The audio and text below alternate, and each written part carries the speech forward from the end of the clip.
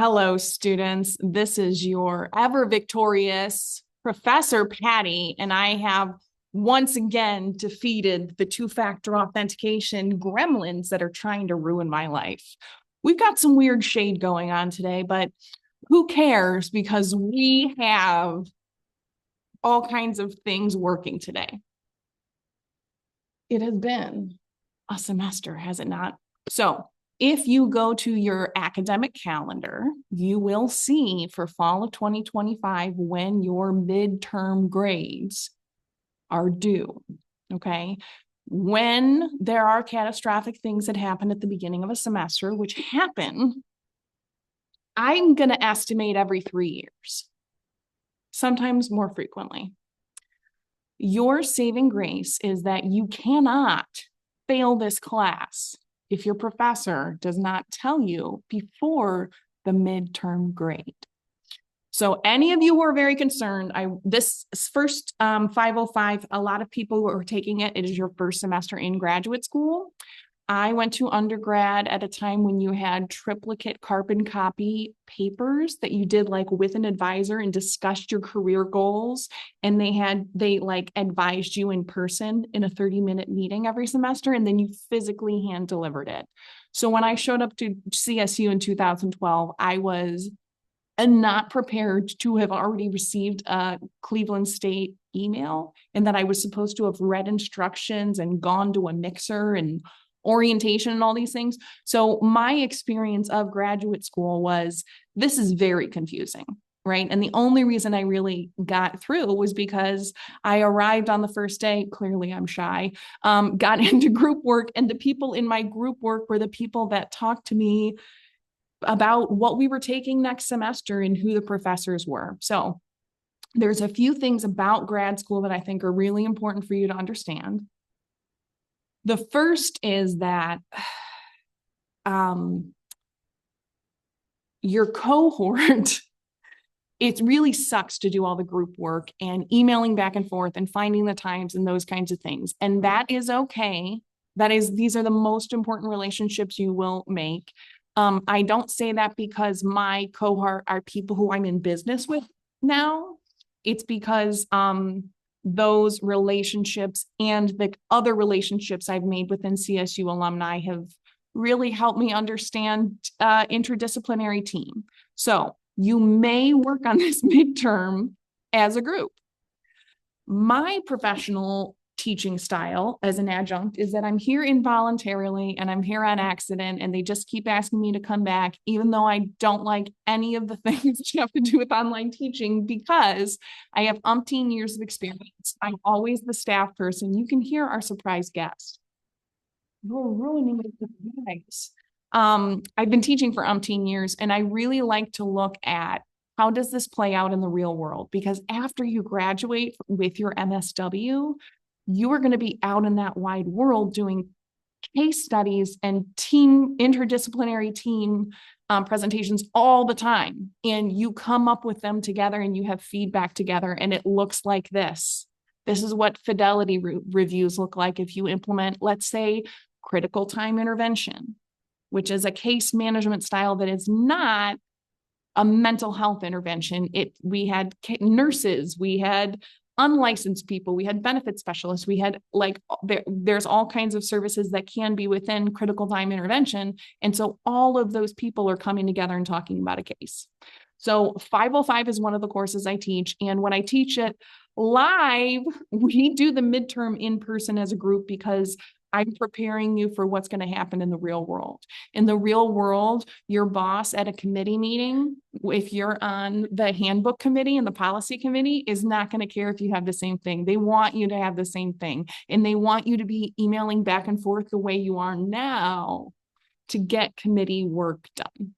So if you can do it, it is helpful. If you can't do it in this class, you don't have to, but it is a great way to cut down on the work. Hi, come on in. I'm just recording a student video. It's not a private therapy session. No HIPAA. So I have a surprise, and guess whose surprise came in to visit me? Everybody. I thought it was just going to be Bravo. How thank you. And here comes Lakota. So we're in a barn. He's been working. He's been doing work with clients. He's been doing really, really well. So I volunteer and clean stalls at Healing with the Horses Equine Assisted Learning. This is my day off. And this is when, guess what? If you have an IT issue with your QR authentication code, you cannot email them. You have to call them. They're not going to tell you that. You just have to call and be on the phone with them, and they're going to verify your student ID and your faculty ID and your social security number and your every email address you've ever had so that you can get access again. And it only takes 20 minutes, and they're very, very nice.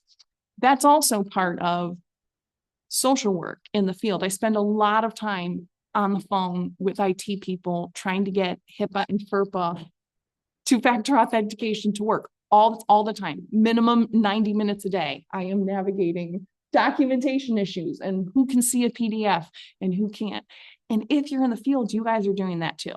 So the key to that is saying you're just having an issue, which you all have been doing really well on the discussion board and in your email. So the long way around of, I really believe it's October 20th. This Friday, your midterm is due. You're supposed to have all of your chapter work caught up in Cengage by this Friday. And then by Monday, if you're not earning at least a C in this class, I will email you. Okay. Most of you are doing great. Everything that I'm seeing turned in looks wonderful. And I have things that are graded that are coming up graded. There's extra steps to release individual grades in Blackboard that I'm releasing. So, if you are someone who gets a C, I'm going to email you a link to get on my calendar, and you are going to be mandated to meet with me. Because if we talk for 15 minutes, you are going to feel better. You are going to have a plan. You're going to be like, oh, we should have done this a really long time ago. I've been teaching for 10 years. This is what happens. Okay. If you are getting a C or lower, we're going to come up with a plan that's very reasonable for you to pass this class and probably get an A. Because there's really, of the 10 years I've taught this class, totally guessing here, but 95% of people get an A, 4% of people get an F. I think I've had like 2 Bs the whole time. Okay. Case study introduction. We're providing an overview of the case study. So what I mean by that is I want you to provide an overview. We have 2 case studies to choose from. Strength under fire. This is so confusing to me, and I'm maddened that we have never changed these case studies, because we should be calling this Teresa, because we're just going to be talking about Teresa the whole time. I don't know why it's strength under fire, and under the table is Joseph. I don't care what you pick. You can pick either one. Everything is in 4-point font because people in IT are 20 and they all think that gray on gray is visible as well. So that's how you make them bigger. And I'm reading them out loud to you because you're my hostages. What are you going to do? Not listen?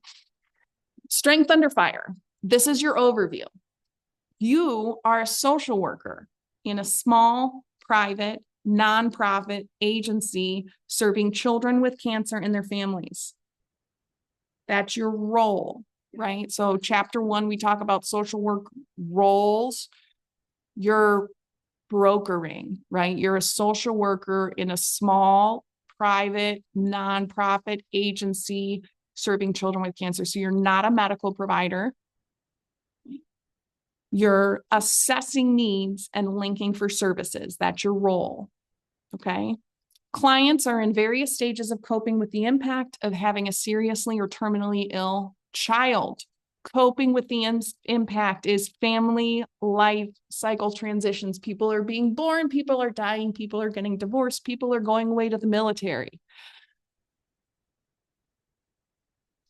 The agency provides a range of services that include working with the patients and other family members, both at the hospital and at home. I'm hearing advocacy, I'm hearing coping, support groups, grief, bereavement groups, the agency. So you're the social worker.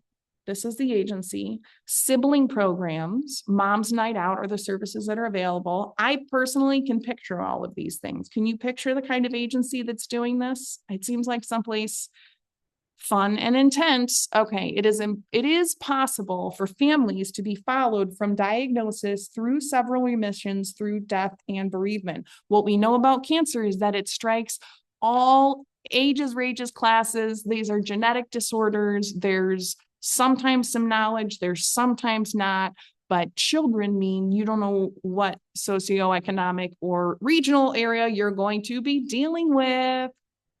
All right, the client system. Teresa, 33, is a white woman. You're going to be talking about the entire family, so I need you to understand that none of the kids are your patient. The boyfriend's not your patient. Just Teresa is.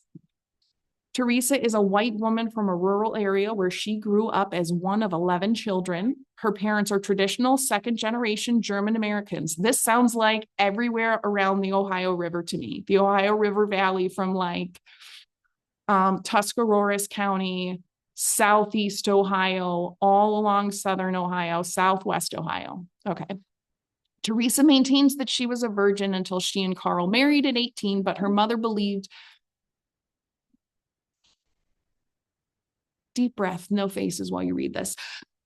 Her mother believed that Teresa had disgraced the family. I'm sensing intergenerational conflicts.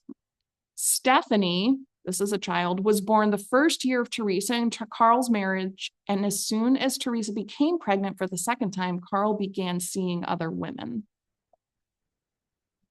withholding feelings. Teresa had separated from Carl. She's pregnant. She has one child. Okay.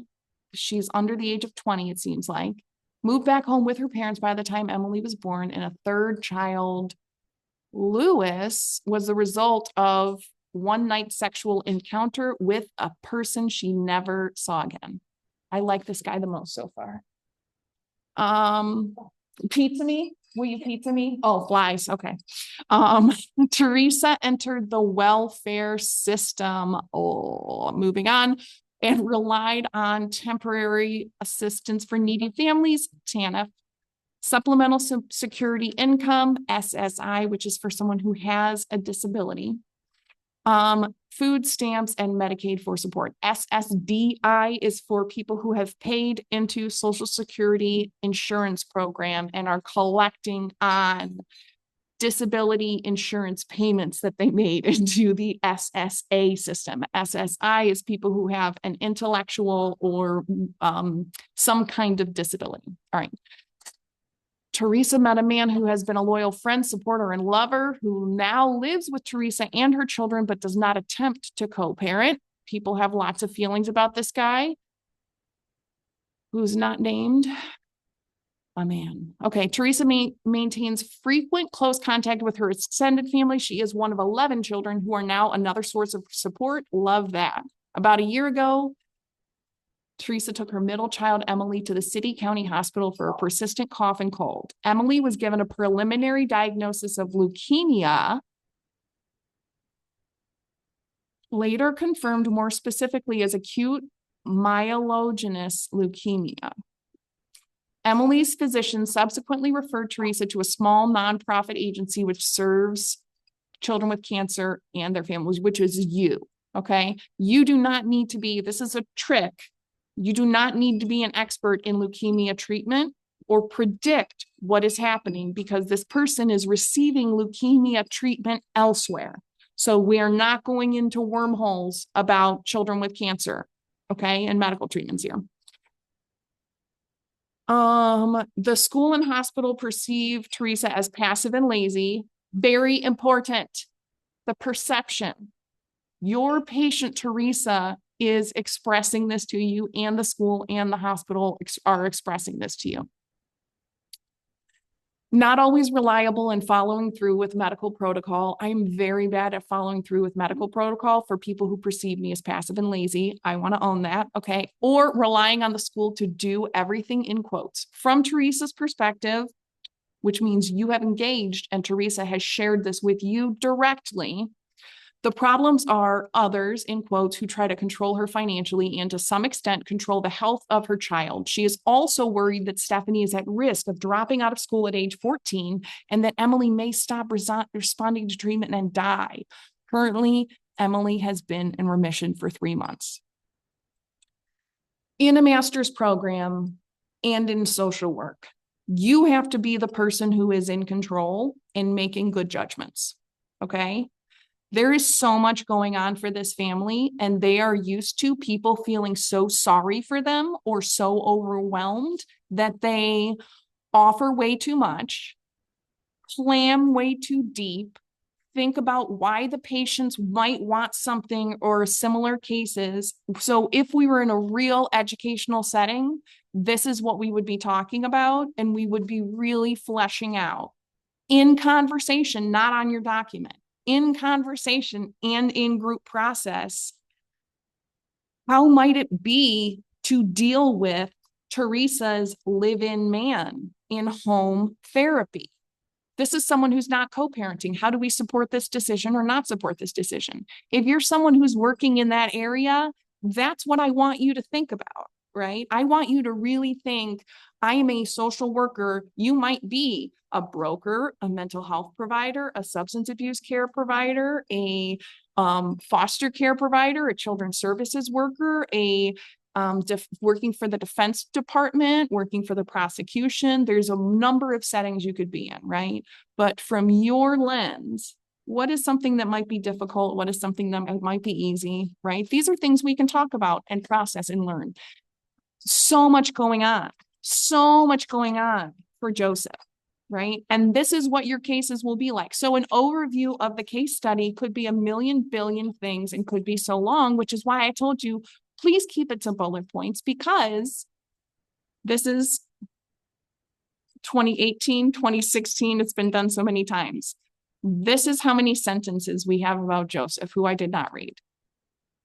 We just have like hit the high points, a couple sentences of people saying, let's make it smaller. Let's make it smaller. We don't need to do all that. Micro, meso, macro. Do you see how this is like 1 or 2 sentences? What could we be doing that you need to know more about as their broker, right? I don't need to get lost in the weeds on intergenerational, whether or not this woman was a virgin. Like, we have to be able to just think about, what do you need to know to provide the best support? For me, with Teresa, with Joseph, with any patient, any individual, I'm looking at, how can I make the things that are working? How can I be your biggest cheerleader on those things and support? That's a strengths focus. And then, what are the things that you think are the biggest deal? You have 15 things to deal with. Let's deal with the one that you think is going to give you the most relief. Teresa thinks, Joseph's caregiver thinks, that is what directs it. So the reason I don't have like page limits or how long or whatever is because I really want you guys to hone in on, I want you to be having a conversation, talking it through. Wow, fetal alcohol syndrome, 11 kids, dad's there, dad's not. How do we do it? How do we be non-judgmental? How do we be culturally humble and say, I really don't know how I feel about someone not being married or having this man in here who's not attempting to co-parent. And is that because Teresa doesn't want him to, or because he doesn't want to? And how will I figure it out? And why does it matter? Because what I have learned is that what I think my patients should do is usually really irrelevant, right? Unless they say, but what would you do? And then when they say that, I say, I don't know, I make bad, petty decisions, right? So, I don't want you guys to feel like you have to have an answer or have addressed everything perfectly. And some of them, how will you ask it? You're going to find it. I want you to say, I'm going to have to ask the patient. I will have to interview the patient. There's going to be a couple of them. So that's my midterm directions. I'll talk to you guys soon. You'll see wonderful things in your grade book.